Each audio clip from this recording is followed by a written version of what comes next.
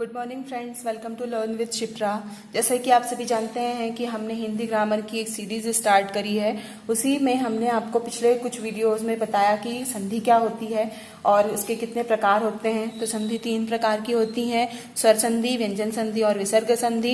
इसमें से हमने स्वर संधि के बारे में सारी जानकारी ले ली थी और हमने उसके सारे एग्जाम्पल्स के थ्रू आपको समझा दिया है। आज हम देखते हैं उसका सेकेंड टाइप, व्यंजन संधि। व्यंजन संधि क्या होती है और उसके जो कुछ रूल्स हैं वो हम आज देखते हैं। तो चलिए सबसे पहले देखते हैं कि व्यंजन संधि की डेफिनेशन क्या है।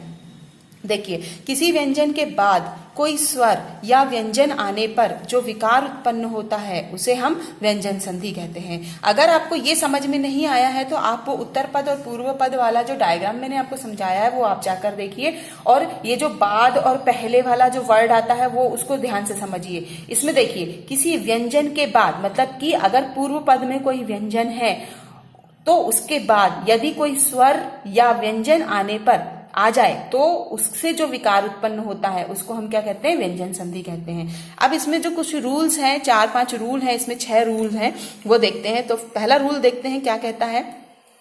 व्यंजनों के 5 वर्ग क, च, ट, त, प वर्ग होते हैं।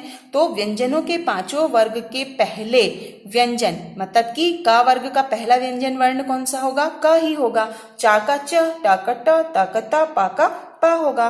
तो इनके बाद कोई स्वर अथवा तीसरा, चौथा या अंतस्थ व्यंजन आ जाए तो पहला व्यंजन अपने वर्ग के तीसरे व्यंजन में बदल जाता है। मतलब कि यदि पूर्व पद में का, चा, टा, ता, पा वर्ग का पहला व्यंजन वर्ण आया है और उसके बाद उत्तर पद में या तो कोई स्वर आया हो या किसी भी व्यंजन वर्ग का तीसरा या चौथा व्यंजन वर्ण आया हो या फिर अंतस्थ व्यंजन आया हो तो काचा टाता पा जो है वो अपने ही वर्ग के तीसरे व्यंजन वर्ण में बदल जाएंगे। तो का तीसरा व्यंजन वर्ण क्या होगा, गा। चा का ज, टा का ड, ता का द, पा का बा हो जाएगा। ठीक है, अब हम इसको हमने एक डायग्राम में बना दिया है तो आप इसको समझिए। देखिए, पूर्व पद और उत्तर पद। पूर्व पद में यदि क, च, ट, त, पा आया है, ये पहले मतलब जो वर्ग है उनका पहला व्यंजन वर्ण है, और उसके बाद यदि उत्तर पद में कोई स्वर आया हो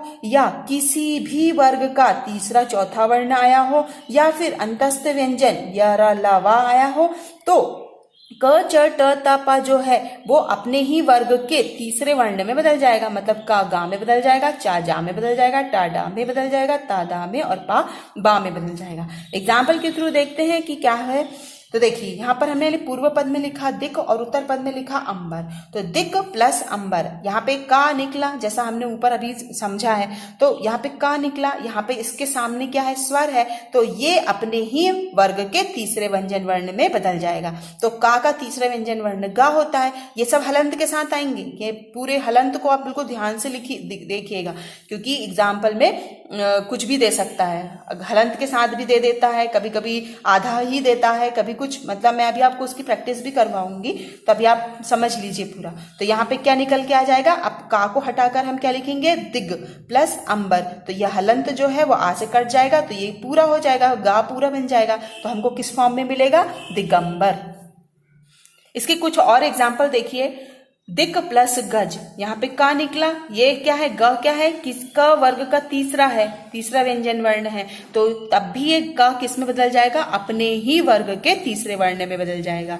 तो यहाँ पर क्या हो जाएगा, ये दिग प्लस गज। अब इस हलंत को काटने के लिए हमारे पास कोई आ नहीं है, इसलिए ये आधे रूप में ही रहेगा। तो ये किस फॉर्म में हमको मिलेगा, दिग्गज। आगे और एग्जाम्पल देखते हैं। दिक प्लस भ्रम, देखिए का तो सेम है, ये अपने ही तीसरे में बदल जाएगा, लेकिन अब यहाँ पर देखिए भा किसका है, पा वर्ग का चौथा वर्ण है। तो ये भा होने के कारण, चौथा वर्ण होने के कारण ये का जो है वो अपने ही वर्ग के तीसरे वर्ण में बदल जाएगा, मतलब गा में बदल जाएगा। तो ये क्या हो जाएगा, दिग्भ्रम। अब यहाँ पर भी हलंत को काटने के लिए कोई आ नहीं है, इसलिए ये आधे रूप में चला जाएगा। और एक एग्जाम्पल देखते हैं। अच प्लस अंता, चा निकला, इसके सामने स्वर है तो ये चा अपने ही तीसरे वर्ण में बदल जाएगा। मतलब चा का तीसरा वर्ण कौन सा होगा, जा होगा। अब जा जा हमको मिला तो हमने क्या लिखे, अज प्लस अंता। अब यहाँ पर हलंत को काटने के लिए हमारे पास आ है, तो हमने इस हलंत से आ से हलंत को काट दिया। ये अम की बिंदी जा में आके लग गई और ये क्या हो गया, अजंता। यहाँ पे मैंने कुछ एग्जाम्पल लिखे हुए हैं। ये एग्जाम्पल को आप सारे एग्जाम्पल्स को आप देखिए और अपने आधार पर, अपने मैंने जो पीछे बताया है उसी के अकॉर्डिंग आप उसको सॉल्व करने की कोशिश करिए। और ये आपका सारा मतलब संधि विच्छेद होने के बाद आपको ये बनना चाहिए। तो आप पहले जैसे मैंने आपको पीछे करके बताया है, जो रूल्स बताए उसके अकॉर्डिंग आप करके देखिए, और अगर फिर नहीं समझ में आता है तो फिर उसके बाद इसको देखिए और अपना आंसर को इसमें से मिलाइए। रूल नंबर सेकंड जो है, अब क्या कहता है रूल नंबर सेकंड, किसी वर्ग के पहले वर्ण के बाद यदि म या न हो तो पहला वर्ण उसी वर्ग के पांचवें वर्ण में बदल जाता है। अब यहाँ पर क्या है कि यदि पूर्व पद में क च ट त प हो, मतलब कि कोई भी वर्ग का पहला व्यंजन वर्ण हो और उसके सामने या तो माँ हो या तो ना हो, तो अगर माँ और ना है तो ये जो क च ट त प पहले वर्ग व्यंजन वर्ण है ये अपने ही पांचवें व्यंजन वर्ण में बदल जाएंगे। तो का अणा हो जाएगा, चा का इया हो जाएगा, टा का अणा, ता का ना, पा का माँ हो जाएगा। एग्जाम्पल देखते हैं। देखिए, वाक प्लस मैं, तो यहाँ पर का है, यहाँ पर माँ है, तो माँ होने के कारण ये का जो है अपने ही पांचवें वर्ण में बदल जाएगा और इस का की जगह अब हम किसको लिखेंगे, अणा लिखेंगे, तो ये हो जाएगा वाड में।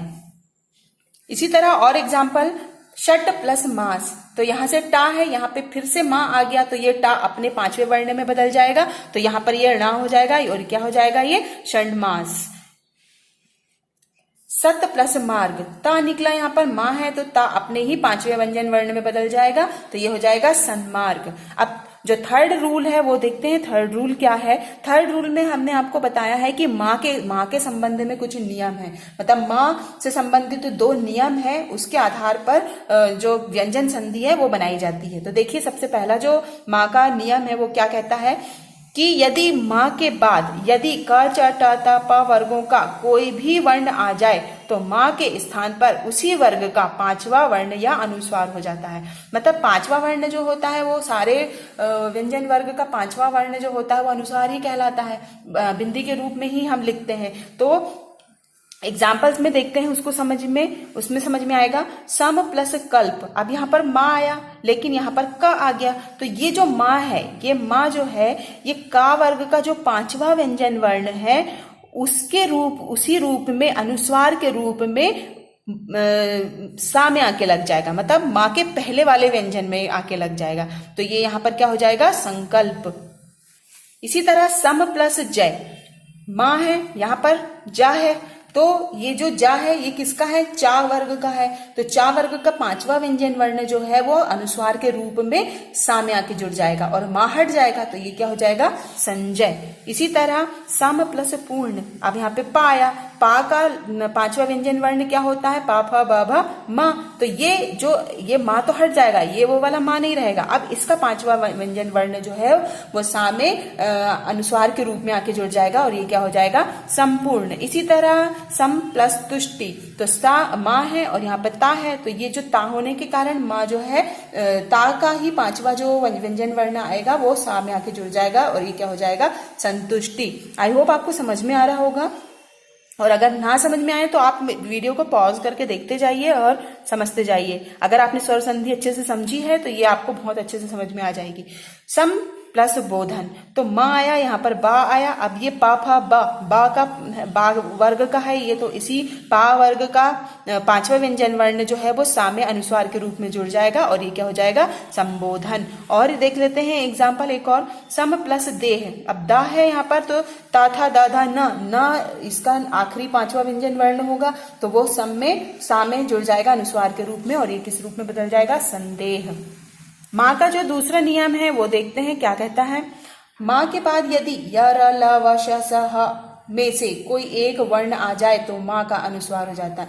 मतलब पहले वाले में क्या हो रहा था, यदि माँ के बाद यदि पूर्व पद में माँ है और उत्तर पद में अगर मान लो कोई भी व्यंजन वर्ण का कोई भी वर्ग का मतलब कोई भी वर्ण आ जाता है तो माँ उसी वर्ग के पांचवें वर्ण व्यंजन वर्ण में बदल जाता है अनुस्वार के रूप में। अब यहाँ पर क्या है, यदि माँ के बाद या र ल व अंतस्थ व्यंजन है ये, और शा सा और हा ऊष्म व्यंजन है, तो अगर ये आ जाते हैं तब भी क्या होगा, माँ का अनुस्वार हो जाता। अब इसमें तो कोई पांचवा चौथा वर्ण है नहीं है इनका, तो माँ जो होगा आएगा वो माँ किस में बदल जाएगा, अनुस्वार में बदल जाएगा। देखिए सम प्लस योग, सम प्लस योग, अब माँ आया या आया तो ये माँ किस में बदल जाएगा सॉरी, माँ किस में बदल जाएगा, अनुस्वार में बदल जाएगा। ये क्या हो जाएगा, संयोग। इसी तरह यहाँ पर भी देखिए सम प्लस वाद, तो ये भी वाह है और यहाँ पे माँ है, तो ये माँ किस में बदल जाएगा, अनुस्वार में बदल जाएगा और ये हो जाएगा संवाद। इसी तरह और आगे देख लीजिए सम प्लस रक्षा, तो यहाँ पर र आया, ये माँ किस में बदल जाएगा, अनुस्वार में बदल जाएगा, ये हो जाएगा संरक्षा। यहाँ पर सम प्लस शय, तो यहाँ पर क्या हो जाएगा, माँ है शाह है, तो ये माँ अनुस्वार में बदल जाएगा और ये हो जाएगा संशय। फिर और एग्जाम्पल देख लीजिए सम प्लस लग्न, ला आया यहाँ पर, तो ये माँ अनुस्वार में बदल जाएगा और ये अनुस्वार जो है सा में जुड़ जाएगा, तो ये क्या हो जाएगा, संलग्न। यहाँ पर सम प्लस सार, माँ आया सा आया, तो ये माँ अनुस्वार में बदल जाएगा और ये अनुस्वार जो है सा में जाके जुड़ जाएगा, तो ये हो जाएगा संसार। फिर आगे देखिए सम प्लस हार, माँ है हा है और माँ अनुस्वार में बदल जाएगा, तो ये हो जाएगा संहार। फिर यहाँ पर सम प्लस रक्षक, माँ है रा है, तो माँ अनुस्वार में बदल जाएगा और ये हो जाएगा संरक्षक। व्यंजन संधि का चौथा जो रूल है, फोर्थ रूल, उसको देखते हैं। यदि किसी स्वर के बाद छ वर्ण आ जाए तो छ आधा च और छ में बदल जाता है। ठीक है, अगर पूर्व पद में कोई स्वर है, यहाँ पर ये पूर्व पद है, ये उत्तर पद है, पूर्व पद में स्वर है और स्वर के बाद छ है, तो ये जो छ है इसके पहले आधा च लग जाता है। बस इतना समझिए, ठीक है, इसको समझ लीजिए, आपको समझ में आ जाएगा। तो आ प्लस छादन, ये स्वर है तो ये, और ये छ है, तो हमने ऊपर पढ़ा कि छ अगर स्वर के बाद आता है तो वो आधा च छ में बदल जाता है, तो ये क्या हो जाएगा, आ हमको यहाँ पर मिला प्लस हमको आधा च और छ मिला, और ये जो छ हमने इसमें बदल दिया, लेकिन मात्रा तो हमको लेना ही पड़ेगा, और ये दन जो है यहाँ पर बचा, तो ये जब हम इनको सबको जोड़ेंगे तो ये क्या हो जाएगा, आच्छादन। फिर विच्छेद, वि प्लस छेद, तो यहाँ से हमको क्या मिला, हम यहाँ पे स्वर निकालेंगे। अब तो स्वर हमने यहाँ पे निकाला तो हमको छोटा ई मिला। अगर आप इसको ऐसे लिखोगे ये तो ये स्वर ही तो कहलाएगा कि नहीं, छोटा ई की मात्रा निकली और यहाँ पे छ है, तो ये छ किस में बदल जाएगा, आधा च और छ में बदल जाएगा। लेकिन इसकी जो आ में ए की मात्रा है या इसमें आगे जुड़ जाएगी, प्लस ये हो जाएगा, ये सारे प्लस हो जाएंगे, तो ये क्या हो जाएगा, वी तो रहेगा ही, और ये जो छ है ये आधा च और छ में बदल गया, तो ये हो गया विच्छेद। इसकी मात्रा आके यहाँ पे जुड़ गई और इसमें दा और यहाँ पे आ जाएगा, विच्छेद हो जाएगा। अब आगे और देख लेते हैं एग्जाम्पल, स्व प्लस छेद, तो यहाँ पे वा में आ जुड़ा हुआ है, तो आ हमने यहाँ से निकाला, यहाँ पे छ निकाला, तो ये आधा च छ में बदल जाएगा, तो ये क्या हो जाएगा, ये छेद नहीं है, छंद है, छंद है ये, तो यहाँ पे क्या हो जाएगा, ये स्वच्छंद। अनु प्लस छेद, तो छोटा ऊ की मात्रा निकली, मतलब कि स्वर निकला, यहाँ से छ है तो ये आधा च और छ में बदल जाएगा, और इसमें ये जो ए की मात्रा है वो जुड़ जाएगी, प्लस यहाँ पे दा जुड़ जाएगा, तो ये क्या हो जाएगा, अनुच्छेद।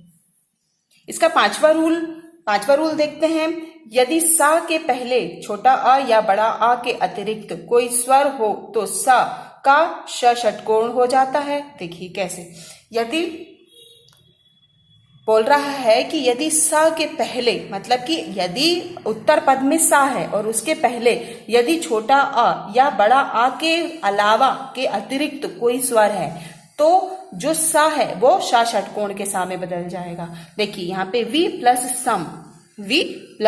सम, तो यहाँ पर ये क्या है, छोटा ई की मात्रा है ना, छोटा आ और बड़ा आ तो है नहीं है, छोटा ई है, तो छोटा ई निकला और उसके बाद यहाँ पर क्या है, सा है, तो छोटा ई होने के कारण ये सा किस में बदल जाएगा, सा षटकोण वाले सा में बदल जाएगा, तो ये क्या हो जाएगा, विषम। दूसरा एग्जाम्पल देखिए, सु प्लस समा, यहाँ पे छोटा ऊ निकला और यहाँ पे सा है, तो छोटा ऊ होने के कारण ये सा किस में बदल जाएगा, षटकोण वाले शा में बदल जाएगा। तो ये क्या हो जाएगा, सुषमा। इसका आगे का रूल देखते हैं, इसमें क्या कहता है। यदि र ऋषि का र और श षटकोण के बाद न हो तो न में बदल जाता है। ठीक है, देखिए यदि क्या बोल रहा है, रा ऋषि रा और शा के बाद यदि ना हो तो ना में बदल जाता है। तो यहाँ पर ये है रा ऋषि का है और प्लस ना है, तो ये ऋषि के बाद यदि ना आया है तो ये ना किस में बदल जाएगा, णा में बदल जाएगा। तो ये क्या हो जाएगा, ऋण हो जाएगा। ये तो बहुत इजी है। फिर देखिए तरु तर प्लस ना, तो यहाँ पे रा है और यहाँ पे ना है, तो ना किस में बदल जाएगा, रा होने के कारण णा में बदल जाएगा। तो ये क्या हो जाएगा, तरण। और एग्जाम्पल देख लीजिए, भूष प्लस अन, तो ये जो शा है यहां से हमने शा निकाला है ना। ऊपर हमने देखा था कि रा ऋषि का र और शा के बाद यदि ना आता है तो नाणा में बदल जाता है। और ये अन, आप देखिए ये आधा है, इसको हमने आ से काट दिया, हलंत को काट दिया, अब ये ना बचा तो ये ना किस में बदल जाएगा, णा में बदल जाएगा। तो ये क्या हो जाएगा, भूषण। इसी तरह परि प्लस नाम, तो यहाँ पे रा निकला, यहाँ पे ना है, तो ये ना किस में बदल जाएगा, णा में बदल जाएगा और ये क्या हो जाएगा, परिणाम। तो ये थे व्यंजन संधि के कुछ रूल्स और व्यंजन संधि के बारे में विथ एग्जाम्पल आपको मैंने समझाया कि कौन कौन से इसमें कंडीशंस होती हैं और किस आधार पर आपको इनको बनाना पड़ता है। तो इस व्यंजन संधि को पढ़ने के लिए आप जितने भी व्यंजन वर्ण हैं, व्यंजन वर्ग हैं, उनको याद करिए, क्योंकि इसमें तीसरा, चौथा, पांचवा यही सब तो आ रहे हैं, तो आपको उनको याद रखना पड़ेगा। तो आई होप आपको समझ में आया होगा। तो आज के लिए इतना ही। नेक्स्ट वीडियो में मैं आपको विसर्ग संधि के बारे में बताऊंगी। Thank you.